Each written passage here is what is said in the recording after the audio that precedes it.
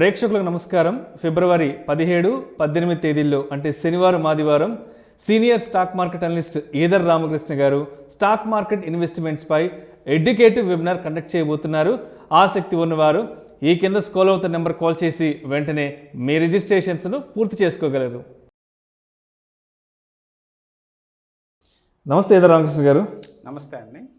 Sir, either Ramakrishna గారు, మార్కెట్లోకి కొత్తగా అడుగుపెట్టి ఇన్వెస్ట్ చేద్దాం అనుకున్న వాళ్ళ ఆలోచన ఎలా ఉందంటే, మార్కెట్ ఆల్ టైమ్ హైలో ఉంది కదా, సో మరి ఇన్వెస్ట్మెంట్స్ అనేవి ఇప్పుడు స్టార్ట్ చేద్దామా, లేదంటే కొద్ది రోజులు మార్కెట్ బాగా పడే వరకు వెయిట్ చేసి మరి మార్కెట్ పడ్డప్పుడు ఎంటర్ అవుదాం అంటూ రెండు రకాల ఆలోచనల్లో డైలమాలో ఉన్నారు. అంటే మార్కెట్లోకి ఎంట్రీ ఆల్ టైమ్ హైలో ఉన్నప్పుడు ఎంటర్ అవుదామా, లేదంటే కొంత టైమింగ్ చూసుకొని మార్కెట్ పడ్డప్పుడు మార్కెట్లోకి ఎంటర్ అవుదాం అంటూ ఈ రెండు రకాల ఆలోచన ధోరణిలో ఉన్నారు. మరి కొత్తగా మార్కెట్లోకి వద్దాం అనుకున్న వాళ్ళకి మరి మార్కెట్ టైమింగ్ని ఎలా క్యాష్ చేసుకోవాలి అనే దానికి ఈదర్ రామకృష్ణ గారు ఏం చెప్తారు? గజం కేవలం 15,500 రూపాయలతో 150 గజాల భూమి కేవలం 23 లక్షలు మాత్రమే. మెయిన్గా అంటే మనము మార్కెట్లో ఈ మధ్య కాలంలో చూస్తే చాలా డిమాట్ అకౌంట్స్ ఓపెన్ అవుతూ ఉన్నాయి. లేటెస్ట్ టాలీ చూస్తే డిసెంబర్ మాసాన్ని ఎండింగ్కి, ఇంకా జనవరి టాలీ రాలేదు. So almost 8.4 crores demat accounts unique PAN కార్డ్స్తో ఓపెన్ అయినాయి ఇండియాలో. సో ఇది ఒక రికార్డ్ నెంబర్గా మనం చెప్పుకోవచ్చు ఇండియా వరకు. అంటే ఇతర దేశాలతో పోల్చినప్పుడు ఇంకా మన ప్రెజెన్స్ చాలా తక్కువే స్టాక్ మార్కెట్లో. అంటే మొత్తం మీద చూస్తే 8.4 crores డిమాట్ అకౌంట్స్ ఓపెన్ అయినాయి. అంటే మన పాపులేషన్లో 5.6%తో సమానం. అదే వేరే దేశాల్లో చూసినప్పుడు మనకి చైనాలో చూస్తే దాదాపుగా 20 crores పాపులేషన్ స్టాక్ మార్కెట్లో ట్రేడింగ్లో ఉన్నారు. అంటే దాదాపుగా 17% వేసుకోవచ్చు. అట్లాగే అమెరికాలో తీసుకుంటే 17 కోట్ల మంది ఉన్నారు. అంటే 56% ఆఫ్ ద పాపులేషన్ డైరెక్ట్గానో ఇండైరెక్ట్గానో స్టాక్ మార్కెట్తో లావాదేవీలు జరుపుతూ ఉన్నారు. సో ఇది ఒక కొత్త బూమ్ పీరియడ్గా మనం చెప్పుకోవచ్చు అండి. అంటే కొత్తగా వచ్చే ఇన్వెస్టర్స్తో స్టాక్ మార్కెట్ కలకలలాడుతుంది. కానీ చాలా డౌట్స్ మీరు అడుగుతున్నట్లు చాలామంది వ్యక్తపరుస్తూ ఉంటారు. టైమింగ్ ఎప్పుడు చేయాలి, టైము అంటే మార్కెట్లో ఇది రైట్ టైమా, ఎంట్రీ పాయింట్ ఎప్పుడు తీసుకోవాలి. ఇప్పుడు 22,124 అనేది ఆల్ టైమ్ హైగా రికార్డ్ అయింది. ఆ నెంబర్ ఈ రోజు కూడా ఫిబ్రవరి సెకండ్ డే బడ్జెట్ అయిపోయిన నెక్స్ట్ డే కూడా మళ్ళీ ఆ పాయింట్ టచ్ అయ్యి డబల్ టాప్ ఫార్మేషన్ అయ్యి తర్వాత వెనక్కి రావడం చూస్తున్నాం మనం. సో మార్కెట్లో కంగారు ఉంటుంది. సో డబల్ టాప్ ఫార్మ్ అయింది కాబట్టి మార్కెట్ పడిపోతుందా, సో నేను ఎట్లాంటి టైంలో ఇన్వెస్ట్ చేయాలి, బాగా పడిపోయినప్పుడే చేయాలా లేకపోతే ఇప్పుడు కూడా చేయొచ్చా, ఇలాంటి డౌట్స్ అనేది వెంటాడుతూ ఉంటాయండి. అంటే మనము ఓవరాల్ ఎన్విరాన్మెంట్ చూద్దాం. ఎకానమీ చూసినప్పుడు ఎకానమీ గ్రో అవుతూ ఉంది. మీకు ఎయిర్పోర్ట్స్లో ఖాళీ లేవు, 5-star హోటల్స్లో ఖాళీ లేవు, బస్సులు ఖాళీ లేవు, ట్రైన్స్ ఖాళీ లేవు, ఏది ఖాళీ లేదు. ఈవెన్ రోడ్ల మీదకి వెళ్ళినా కానీ ఖాళీ లేవు. కనీసం ఒక ఫుట్పాత్ మీద నడద్దా అంటే కూడా గ్యాప్ లేదు. అంటే ఎకానమీ చాలా రాబస్ట్గా పెరుగుతూ ఉంది. సో ఇప్పుడే మనం $4 trillion ఎకానమీ మాట్లాడుతున్నాము. రాబోయే 2-3 సంవత్సరాల్లో 5 trillion, అలాగే 2030 అంటే 2030 సంవత్సరానికి దాదాపుగా $7 trillion ఎకానమీకి వెళ్ళిపోతున్నాం. అంటే 2030కి $7 trillion ఎకానమీకి వెళ్ళామంటే మన stock markets total market capitalisation కూడా $7 trillion వెళ్ళిపోతుంది. జనరల్గా 1:1 మెయింటైన్ చేస్తూ ఉంటుంది stock market. So $7 trillion economy అంటే మార్కెట్ క్యాపిటలైజేషన్కి వెళ్ళామంటే దాదాపుగా ఇప్పుడున్న షేర్స్ అన్ని ట్రిపుల్ అవ్వాలి. చాలా మటుకు షేర్స్, ఇండెక్స్ షేర్సే దాదాపుగా 90% గ్రోత్ చూపించాలి 2030 కల్లా. అంటే మార్కెట్లో చాలా ఉత్సాహం కనిపిస్తూ ఉంది. సో గవర్నమెంట్ పథకాలు కూడా అలాగే ఉన్నాయి, అలాగే ఆ డైరెక్షన్లోనే వెళ్తూ ఉన్నారు. సో ఈ ఆపర్చునిటీ పట్టుకునేటప్పుడు చిన్న సంశయం ఏంటంటే నేను రాంగ్ టైంలో ఎంటర్ అవుతున్నామని ఒక భయం ఉంటుంది. అది సర్వసాధారణం.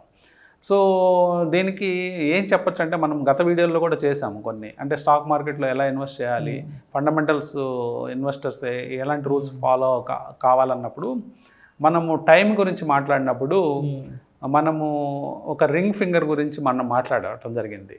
అంటే రింగ్ ఫింగర్ అంటే మనము లాంగ్ టర్మ్ అసోసియేషన్కి భావిస్తూ ఉంటాం. అంటే ఒక రిలేషన్షిప్లో లాంగ్ టర్మ్ ఉన్న అట్లాగే స్టాక్ మార్కెట్లో కూడా ఒక లాంగ్ టర్మ్ రిలేషన్ ఉండాలి అంటే ఆ ఫింగర్ని గుర్తుపెట్టుకున్నప్పుడు మనకు తెలుస్తుంటుంది. అంటే మనము లాంగ్ టర్మ్ ఉండాలి కానీ టైమింగ్ అనేది ఇంపార్టెంట్ కాదనేది, అంటే టైమింగ్ చేయటం అనేది ఇంపార్టెంట్ కాదనేది మనం అర్థం చేసుకోవాలి. అంటే మనం ఎక్కువ కాలం కనుక మార్కెట్కి టైం ఇచ్చినట్లయితే మీరు మార్కెట్లో డబ్బు సంపాదించే అవకాశం ఉంటుందండి. సో మీరు మార్కెట్కి కేవలం నేను టైం చేస్తానంటే మాత్రం కొన్ని సందర్భాల్లో ఫెయిల్ అయ్యే అవకాశం ఉంటుంది. షార్ట్ టర్మ్లో కొంత ఇబ్బంది పడే అవకాశం ఉంటుంది, కానీ టైం ఇచ్చిన వాళ్ళు మార్కెట్లో సక్సెస్ అవుతారు. అంటే లాంగ్ టర్మ్, అంటే ఎక్కువ కాలం మార్కెట్కి కనుక టైం ఇస్తే మీకు మార్కెట్ రివార్డ్ చేస్తుంది. సో కొంతమంది అపోహలో ఉంటారు, ఎక్కువ డబ్బులు ఉంటే ఎక్కువ సంపాదించవచ్చేమో మార్కెట్లో అని. అది కూడా పొరపాటే. మార్కెట్లో ఎక్కువ డబ్బుల కంటే మీకున్న డబ్బులు ఎంతైనా కావచ్చు, తక్కువైనా కావచ్చు. సో అమౌంట్తో సంబంధం లేకుండా మీరు మార్కెట్ కనుక ఎక్కువ టైం ఇస్తే ఎక్కువ డబ్బులు సంపాదించే అవకాశం ఉందండి. సో దీనికి రీసెంట్గా ఒక ఎగ్జాంపుల్ నేను ఏం చెప్తానంటే, మోనికా హల్లన్ అని ఒక జర్నలిస్ట్ ఉన్నారు. ఆవిడ లెట్ అస్ టాక్ మనీ అనే ఆథర్ కూడా బుక్ రాశారు కూడా. సో ఆవిడ ఒక రీసెర్చ్ చేసింది స్టాక్స్ మీద. సో ఒక దురదృష్టవంతుడైన ట్రేడర్ని, అంటే ఇన్వెస్టర్ని గుర్తించిందండి. అంటే ఇదంతా హైపోథెటిక్గా, అంటే ఒక ఊహగా అంటే అనుకొని, ప్రతి సంవత్సరం మార్కెట్ ఒక హై రికార్డ్ అవుతుంది కదా, అదే రోజు ఎవరైనా కొంటే షేర్స్ ప్రతి సంవత్సరం గత 30 సంవత్సరాల్లో, ఒక వ్యక్తి గత 30 సంవత్సరాల నుంచి ఆ సంవత్సరం హైయెస్ట్ పాయింట్లో, ఇండెక్స్ హైయెస్ట్ పాయింట్లో ₹1,00,000 కనుక పెట్టుబడి పెట్టినట్లయితే ఏం జరిగిందో ఆవిడ చూడటం జరిగింది. ఆ రీసెర్చ్లో ఏం తెలియదంటే, అట్లాంటి హై పాయింట్లో ఇన్వెస్ట్ చేసిన వ్యక్తికి కూడా after 30 years every year 1 lakh చొప్పున పెట్టుకుంటే ఎంత 30 lakhs పెట్టుబడి పెట్టాడు. ఈ 30 lakhs 2.3 crores మారింది అనమాట.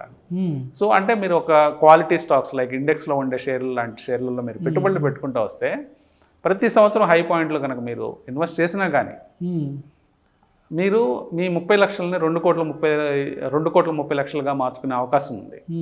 అంటే దీన్ని బట్టి మనం ఏం అర్థం చేసుకోవచ్చు, మార్కెట్లో టైమింగ్ అనేది మనం రాంగ్ అయినా పర్వాలేదు, మనం ఎంత దురదృష్టవంతులమైనా పర్వాలేదు, కానీ మనము లాంగ్ టైం కనుక మార్కెట్ కనుక ఇచ్చినట్లయితే మన అదృష్టవంతులుగా మారే అవకాశం. దూరదృష్టి ఉండాలి. దూరదృష్టి ఉంటే దురదృష్టవంతులం కాము. అంటే చాలా టైం కనుక మార్కెట్ కనుక ఇచ్చినట్లయితే మీకు డబ్బులు సంపాదించే అవకాశం ఉంది. ఈ రోజు మనకి ఏమైపోయింది, లేటెస్ట్ గ్యాడ్జెట్స్ వచ్చాయి, ప్రతి ఎక్కడికి వెళ్ళినా కానీ మనకి స్టాక్ మార్కెట్కి సంబంధించిన ఇన్ఫర్మేషన్ దొరుకుతుంది. స్మార్ట్ ఫోన్లో టక్కున మనం ఎంత కొన్నాము, ఎంత రేట్ అనేది మనం చూసుకునే అవకాశం ఉంది. అంటే ఈరోజు మనం ఒక షేరు 300 కొంటే నెక్స్ట్ సెకండ్ మళ్ళీ చూడటం జరుగుతుంది, ఎంత పెరిగిందా తగ్గిందా అనేది. అంటే అంత ఇన్ఫర్మేషన్ అవైలబిలిటీ ఎక్కువ ఉంది, ఇన్ఫర్మేషన్ అవైలబిలిటీ ఎక్సెస్ ఉంది. టూ మచ్ ఇన్ఫర్మేషన్ వల్ల కూడా కొన్ని దాన్ని దుష్ఫలితాలు ఉన్నాయి మార్కెట్లో.